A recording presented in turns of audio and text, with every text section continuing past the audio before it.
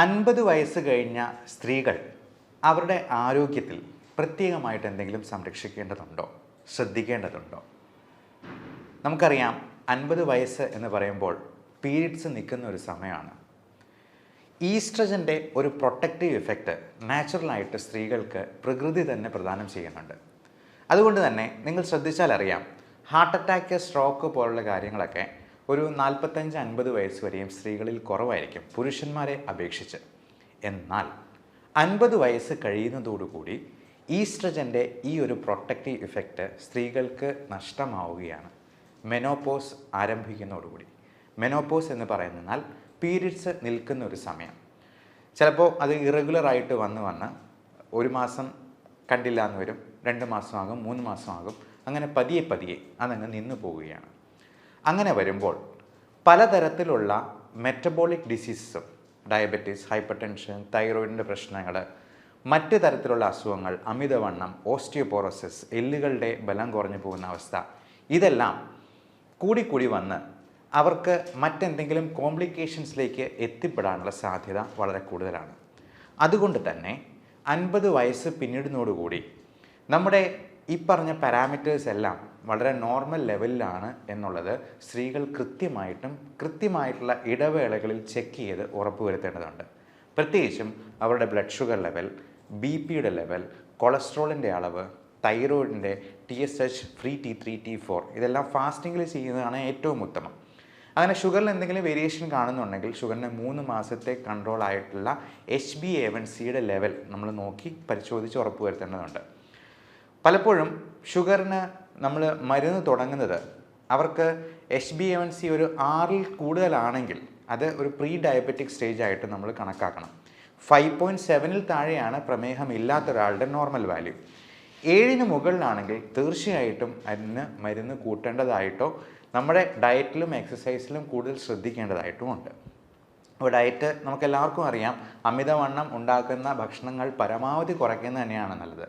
അത് ഏറ്റവും പ്രധാനം ഷുഗർ ഉള്ള ഭക്ഷണ സാധനങ്ങൾ, ബേക്കറി സാധനങ്ങൾ, മൈദ അടങ്ങിയിട്ടുള്ള സാധനങ്ങൾ, പിന്നെ അരിയാഹാരങ്ങളാണെങ്കിലും നമ്മൾ കഴിക്കുന്നതിൽ നിന്നും ഒന്ന് പകുതിയാക്കി കുറയ്ക്കാൻ പറ്റുവാണെങ്കിൽ ഏറെ നല്ലത്. പ്ലേറ്റ് മെത്തേഡ് ഫോളോ ചെയ്യുകയാണ് എന്നാണ് നമ്മൾ ഡോക്ടർമാർ സാധാരണ അഡ്വൈസ് ചെയ്യുക. 1/4 carbohydrate, 1/4 protein, 1/4 green leafy vegetables, 1/4 fruits. അപ്പോൾ ഇങ്ങനെയുള്ള പ്ലേറ്റ് മെത്തേഡിലോട്ട് മാറുക. കൃത്യമായി അരമണിക്കൂറെങ്കിലും ഒരു ദിവസം എക്സസൈസിന് വേണ്ടി കൊടുക്കാനായിട്ട് ശ്രമിക്കുക. എക്സസൈസ് നമുക്ക് പ്രായമായവർക്ക് ചെയ്യാൻ പറ്റുന്ന രീതിയിലുള്ള ലളിതമായ വ്യായാമങ്ങളുണ്ട്. അപ്പോൾ അങ്ങനെയുള്ള വ്യായാമങ്ങൾ നമ്മൾ നമ്മുടെ ചാനലിൽ തന്നെ അപ്ലോഡ് ചെയ്തിട്ടുണ്ട്.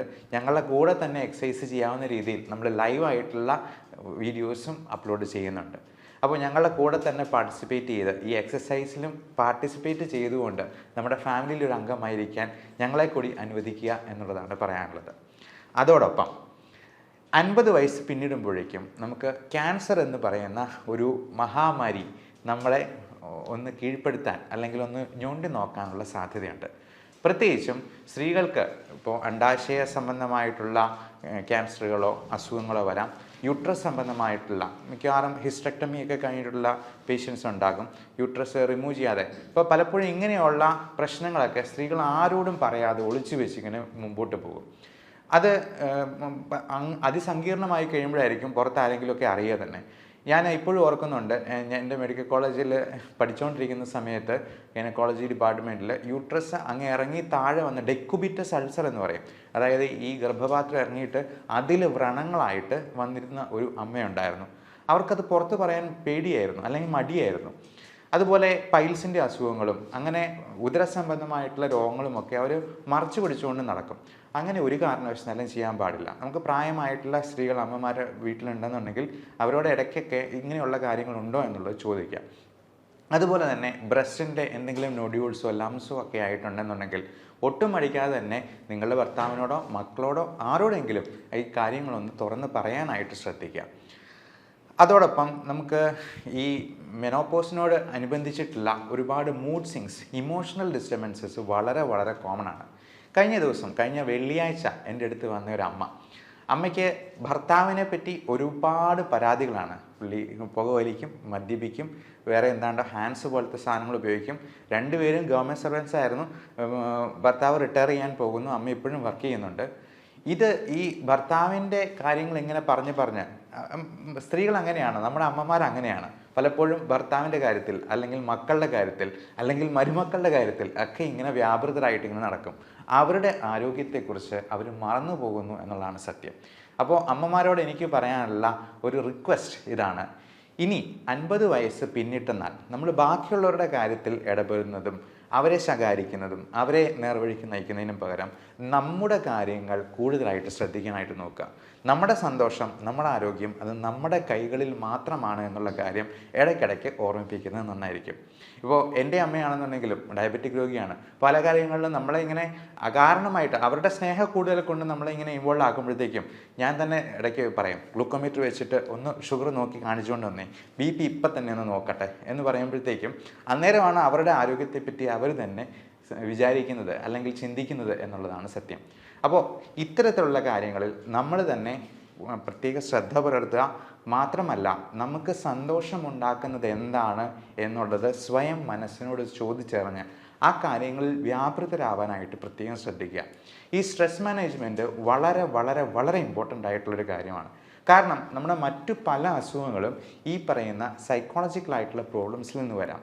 നമ്മുടെ ഈ സ്ട്രെസ് ഹോർമോൺസ് റിലീസ് ആകുമ്പോൾ തന്നെ നമ്മുടെ ഹൃദയത്തിൻ്റെ ആരോഗ്യത്തെയും ശ്വാസകോശത്തിൻ്റെ ആരോഗ്യത്തെയും, ശ്വാസകോശം നന്നായിട്ട് ഫങ്ഷൻ ചെയ്താലേ നമ്മുടെ ബ്ലഡിൽ ആവശ്യത്തിന് ഓക്സിജൻ ഉണ്ടാകത്തുള്ളൂ.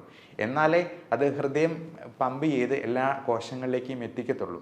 അതുപോലെ തലച്ചോറിൻ്റെ ആരോഗ്യത്തെയും എല്ലാം ബാധിക്കും. ഞാൻ കഴിഞ്ഞ ദിവസം വന്ന ആ അമ്മയുടെ കാര്യത്തിൽ അമ്മയ്ക്ക് ഉറക്കമില്ലാണ്ട് പോയിരിക്കുകയാണ്.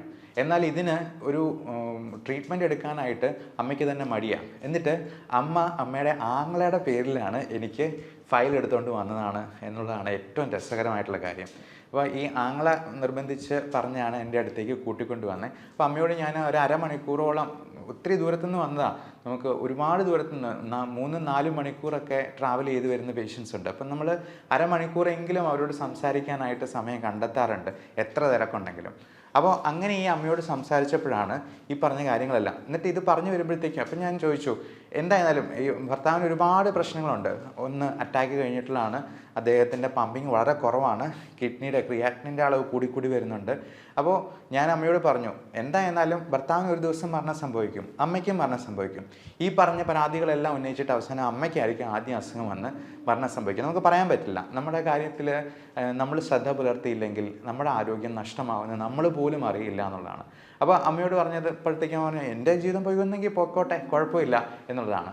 പക്ഷേ നമ്മുടെ ജീവിതം പോയി കഴിഞ്ഞിട്ടുണ്ടെങ്കിൽ നഷ്ടം നമുക്ക് തന്നെയാണ്. മാത്രമല്ല, നമ്മൾ വീണ് പോയി കിടന്നു കഴിഞ്ഞിട്ടുണ്ടെങ്കിൽ നമ്മുടെ മക്കൾക്കാണ് കൂടുതൽ ബുദ്ധിമുട്ടുണ്ടാവുക എന്നുള്ള കാര്യം ഇടയ്ക്കിടയ്ക്ക് സ്വയം ഓർമ്മിപ്പിക്കാനായിട്ട് പ്രായമായിട്ടുള്ള അമ്മമാർ പ്രത്യേകം ശ്രദ്ധിക്കുക എന്നുള്ളതാണ് പറയാനുള്ളത്. പിന്നെ ഇത്തരത്തിലുള്ള അസുഖങ്ങൾ വരുമ്പോൾ നമ്മൾ ഒരു കാരണവശാലും യാതൊരു സ്റ്റിഗ്മയും വെച്ച് പുലർത്താതെ അതിന് വേണ്ട ട്രീറ്റ്മെൻറ്റ് എടുക്കാനായിട്ട് ഡോക്ടറിനെ സമീപിക്കുക, അല്ലെങ്കിൽ അതിന് വേണ്ട എക്സ്പെർട്ടിനെ സമീപിക്കുക. ഈ അമ്മയോട് സംസാരിക്കുമ്പോൾ തന്നെ അമ്മയുടെ കണ്ണ് നിറഞ്ഞൊഴുകുക, കരയുക. ഒരു കാര്യം പറഞ്ഞു വരുമ്പോഴത്തേക്കും തന്നെ അത് കരഞ്ഞു പോവുകയാണ്. അപ്പം അത് ഭയങ്കര ഒരു ഡിപ്രഷൻ, ആങ്സൈറ്റി ഡിസോർഡറിലോട്ട് അത് മാറിയ ഒരവസ്ഥയായിരുന്നു നമ്മൾ കണ്ടത്. അതിനൊക്കെ നമ്മൾ ചെറിയൊരു മരുന്ന് കൊടുക്കുമ്പോഴത്തേക്കും തന്നെ അതിനകത്ത് ഒത്തിരി വ്യത്യാസം വരും. കാരണം ഈ ഉറക്കമില്ലാണ്ട് പോകുന്ന അവസ്ഥ തന്നെ എത്ര ഭീകരമായിരിക്കും. ചിലർക്ക് ഉറക്കം കൂടുതലായിരിക്കും, നേരെ തിരിച്ചായിരിക്കും. അപ്പോൾ നമ്മുടെ ഹാപ്പി ഹോർമോൺസ് ആയിട്ടുള്ള എൻഡോർഫിൻസ്, സൈറ്റോകിൻസ്, ഓക്സിറ്റോസിൻ, സെറോട്ടോണിൻ, ഡോപ്പമൈൻ തുടങ്ങിയ ഈ 5 ഹോർമോണിൻ്റെ ലെവലിൽ ഒരുപാട് വ്യത്യാസങ്ങൾ വരുന്നുണ്ട്. ബയോകെമിക്കൽ വേരിയേഷൻസ് നമ്മളതിനെ മെഡിക്കൽ സയൻസിൽ പറയാറുണ്ട്. അപ്പോൾ ഈ വേരിയേഷൻസ് കറക്റ്റ് ചെയ്യാനായിട്ട് നമുക്കതിന് വേണ്ട കാര്യങ്ങളൊക്കെ ചെയ്യണം, അല്ലെങ്കിൽ അതൊരിക്കലും കറക്റ്റ് ചെയ്യാം. ഇപ്പോൾ സോഡിയോ പൊട്ടാസിയോ കുറഞ്ഞു കഴിയുമ്പോഴത്തേക്കും നമ്മൾ ആ സോഡിയം കൊടുക്കുക എന്നുള്ളതാണ് ഏറ്റവും അത്യാവശ്യമായിട്ട് ചെയ്യേണ്ടത്. അല്ല പൊട്ടാസ്യം കൂടിപ്പോയെന്നാൽ ആ പൊട്ടാസ്യത്തെ കുറയ്ക്കാനുള്ള കാര്യങ്ങളാണ് നമ്മൾ കൊടുക്കുക. അപ്പം പൊട്ടാസ്യം കുറയ്ക്കാനായിട്ട് ഒരുപാട് മാർഗ്ഗങ്ങളുണ്ട്. അസ്താലിൻ നെബുലൈസേഷൻ പോലും നമ്മൾ കൊടുക്കാറുണ്ട്. ഇൻസുലിൻ ഇൻഡെക്സ്ട്രോസ്, അത് ഈ ഹൈപ്പർ കലീമിയ പ്രോട്ടോക്കോൾ എന്ന് പറഞ്ഞാൽ ഞങ്ങൾക്ക് ക്രിട്ടിക്കൽ കെയറിൽ പ്രത്യേകമായിട്ടൊരു പ്രോട്ടോക്കോൾ തന്നെയുണ്ട്. അപ്പോൾ പൊട്ടാസ്യം ഒരു 5 or 6 ഒക്കെ ആയിട്ട് 6ന് മുകളിലായി കഴിയുമ്പോഴത്തേക്കും പേഷ്യൻറ്റിന് ഒരുപാട് പ്രശ്നങ്ങൾ വരും. അപ്പോൾ ഇങ്ങനെയുള്ള വേരിയേഷൻസ് കറക്റ്റ് ചെയ്താൽ മാത്രമേ ഈ അസുഖങ്ങൾ പരിഹരിക്കപ്പെടത്തുള്ളൂ. അതിന് ഒരു മതപുരോഹിതൻ്റെ അടുത്ത് പോയി ഉപദേശിപ്പിച്ചെന്നാലൊന്നും നേരെ ആകില്ല എന്നുള്ള കാര്യം പ്രത്യേകം. ഉപദേശം നടന്നോട്ടെ, കുഴപ്പമില്ല. നമ്മുടെ പ്രാർത്ഥന എന്ന് പറയുന്നത് നമുക്ക് കൺസ്ട്രക്റ്റീവായിട്ട് ഉപയോഗപ്പെടണം. പലപ്പോഴും ഈ സ്ത്രീകളായിരിക്കും കൂടുതലും ഈ മത പുരോഹിതരുടെ അടുത്തോ അല്ലെങ്കിൽ പള്ളികളിലോ അമ്പലങ്ങളിലോ ഒക്കെ ഇങ്ങനെ കയറി ഇറങ്ങുന്നത്. അതിന് കാരണം അവരൊരു കാരണമുണ്ടാക്കി പുറത്തിയാടുകയാണെന്നാണ് നമുക്ക് തോന്നിയിട്ടുള്ളത്. അപ്പോൾ അങ്ങനെ വരുമ്പോഴത്തേക്കും ഇതുപോലത്തെ പല ചൂഷണങ്ങൾക്ക് പോലും ഇവർ വിധേയരാവാനുള്ള സാധ്യത കൂടുതലാണ്. പകരം ഇതിന് എക്സ്പേർട്ടായിട്ടുള്ള ഒരു ഹെൽപ്പ് സ്വീകരിക്കുകയും ആവശ്യമെങ്കിൽ അതിന് ട്രീറ്റ്മെൻറ്റ് എടുക്കുകയും ചെയ്യുക എന്നുള്ളതാണ്. നമ്മുടെ ഈ സോഷ്യൽ സ്റ്റിഗ്മ നമ്മുടെ നാട്ടിൽ മാത്രമേ ഇത്രയധികം ഉള്ളൂ. അതിനെ ഈ നമ്മൾ ചരട് ജപിച്ച് കെട്ടിയത് കൊണ്ടോ ഒന്നും ഒരു കാര്യവുമില്ല എന്നുള്ളതാണ്. നമുക്ക് ഇപ്പോൾ പ്രാർത്ഥനയാണെങ്കിലും നമ്മൾ എക്സസൈസ് ചെയ്യുന്നത് ദൈവത്തെ പ്രതി ചെയ്യുന്നാൽ, നമ്മൾ നല്ല ഒരു നോമ്പ് നോൽക്കുന്നത് അല്ലെങ്കിൽ നമ്മളൊരു ഫാസ്റ്റിംഗ് എടുക്കുന്നത് ദൈവത്തെ പ്രതി ചെയ്യുന്നാൽ അത് നമ്മുടെ ആരോഗ്യത്തിന് ഗുണകരമാണ്. ആ രീതിയിൽ നമ്മുടെ മതത്തെയും വിശ്വാസത്തെയും മോഡിഫൈ ചെയ്യാനായിട്ടും പ്രത്യേകം ശ്രദ്ധിക്കുക. എല്ലാവരും ഈ കാര്യത്തിൽ പ്രത്യേകമായിട്ട് നമ്മുടെ അമ്മമാരെ ഓർമ്മിപ്പിക്കുകയും ഈ തരത്തിലുള്ള വീഡിയോ അല്ലെങ്കിൽ ഇൻഫോർമേഷൻ അവർക്ക് പാസ് ഓൺ ചെയ്യുകയും ചെയ്യാനെങ്കിലും ശ്രദ്ധിക്കുക. എല്ലാവർക്കും നല്ല ആരോഗ്യം ആശംസിക്കുന്നു. Thank you.